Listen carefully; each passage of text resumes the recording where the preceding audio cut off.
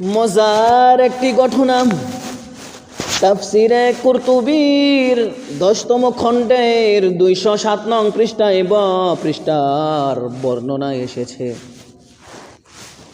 হযরত জিবরাইল আলাইহিস সালাম বুরাককে আমার রাসূলুল্লাহ সাল্লাল্লাহু আলাইহি ওয়াসাল্লামের নিকট আনলেন।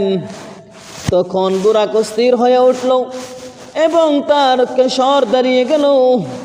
তখন জিবরাইল আলাইহিস সালাতু ওয়াস সালাম তাকে আদর করে বললেন, হে বুরাক, তুমি মুহাম্মদ সাল্লাল্লাহু আলাইহি ওয়াসাল্লাম থেকে অস্থির হইও না।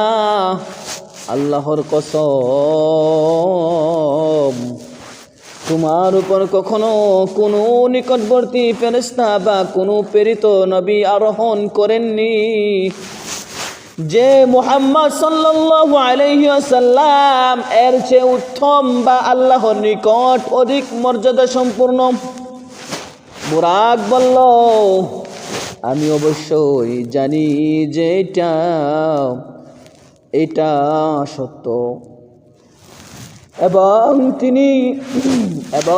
তিনি মুহাম্মদ সাল্লাল্লাহু আলাইহি ওয়াসাল্লাম যেই ব্যক্তি যিনি শাফাআত সুপারিশ করবেন, আমি চাই তার শাফাআতে আমি অন্তর্ভুক্ত হতে।